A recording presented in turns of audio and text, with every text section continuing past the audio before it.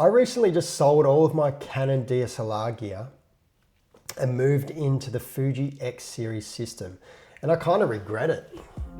My name's Timmy Smalls, I'm a photographer from Melbourne, and I first got into photography in 2011 where I received a Canon 600D for my 30th birthday. And that was a pivotal time in my life as I really got engrossed in the world of photography. I watched all the YouTube videos, watched the YouTube videos, read the books, read the magazines, and just experimented. And I got out there and I learnt the craft of photography as quick as I could. And I was very dedicated and almost obsessed with it. I really enjoyed the landscape photography. And as any budding photographer does, they yearn for more gear. And you know, I always wanted a wide angle lens as I was still shooting on the kit lens. And so I bought that, and then, well, I need a full frame censored camera, don't I? So I bought and saved up for a Canon 5D Mark III, which I bought off a grey website and saved myself $500, no warranty. It was a bit risky, but the day I got that was, you know, a grin from ear to ear. I was the happiest man on the planet, maybe. But I really enjoyed using the Canon 5D Mark III. It was a huge step up from the 600D. And eventually I got into weddings, kind of by accident, wedding photography. So my friend had another friend who was an existing wedding photographer and needed an assistant. And so I offered my hand, and there my wedding photography career grew. And so with that, I bought extra bodies like a 6D and then eventually 5D Mark IV, and some really nice Canon glass like the 70-200 2.8 IS2, the 35mm f1.42, Canon 50mm 1.2, and the 16-35mm just f4, which was great for receptions. And to be honest, the Canon gear was just indestructible. I remember dropping my Canon 5D Mark IV on the concrete, and it still went and it still goes, and it didn't really have any effect on it. And I beat my gear up when I was a wedding photographer, knocks around and just chucking them in the bag. And you know, I used to have a Sigma 35mm 1.4 art series, which literally fell to pieces. So I was a bit hard on my gear, but I always admired the Canon build quality. It just always was so strong and so sturdy, and it never failed me, absolutely never failed me. So you may ask, why would I sell all of that when it never let me down? Well, as a photographer, as you probably know, you're always looking out for something else potentially. And for the longest time, I was very curious about the Fuji X series systems. And I was a bit hesitant on moving from the full frame down to crop, as I knew, you know, there's a few differences with the sensor size, which was the depth of the field, the subject separation wouldn't be as intense. But I eventually just did, and I said, look, I need to get something lighter. That was the main sort of thing of moving to Fuji. I was looking at moving to the Canon, the R5 mirrorless, as it is quite light. But I just love the form factor of the Fuji, how it reminds me of a film camera and all the tactile dials on top. So, I'm shooting with the Fuji X-T5 at the moment with the 23mm 1.4 WR. And yeah, so bought the Fuji X-T5 after selling all my Canon gear, which only took about a week and a half.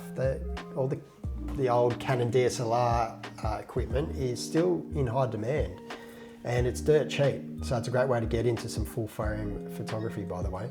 So anyway, I got my Fujifilm X-T5, and on the same day I got the 23mm 1.4, all from Marketplace. So I saved, you know, a few $100s. And the thing was, I knew that the subject separation wasn't going to be as intense as full frame, but I did a few test shots photographing my kids playing in the backyard. And I was just, to be honest, I was just a bit disappointed. Just because that subject separation wasn't there. And I just felt the images just were a bit lackluster. And so I kind of put my camera away for a day, and then, you know, I realized it's not the camera's fault. The camera is a crop censored, APS-C censored camera. And it's me who had the problem. And yes, I was spoilt with all the Canon gear for the longest time. And did I really need to upgrade? Probably not. That Canon gear would have probably lasted me another 20 years, in all honesty. And so, yeah, so we moved to the Fuji. And look, there's a lot of good things about the Fuji. Let's just rattle off a couple. Film simulations are so fun to use.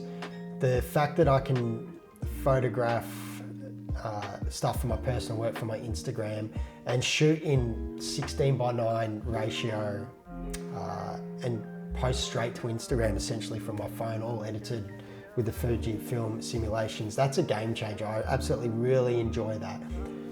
And so also enjoy just the form factor, the lighter weight. You know, it doesn't look like this full-on DSLR. So enjoying the compact nature of the Fujifilm. But when it comes to the image quality, I still absolutely prefer the full frame Canon gear that I had. But there's no going back now. I'm invested into this Fuji world, and I am enjoying it.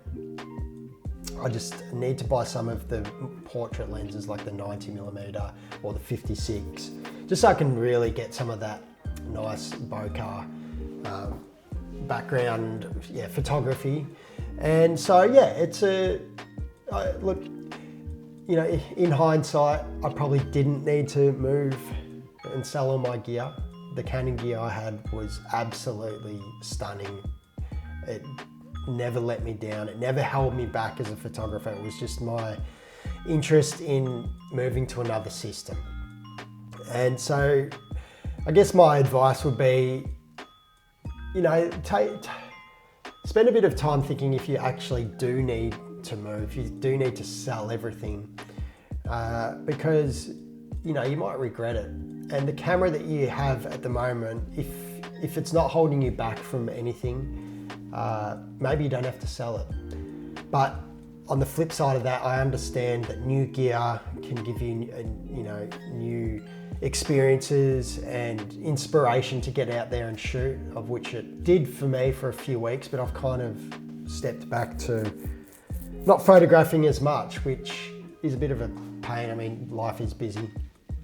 So I guess, in summary, if you don't need to sell it, if you don't need to move to another system, don't. But if you're a photographer like me who's always curious about what else is out there, you know, it doesn't hurt, but just know what you're getting into, especially if you're moving from a full frame back down to a crop sensor. Understand the limitations of the crop sensor.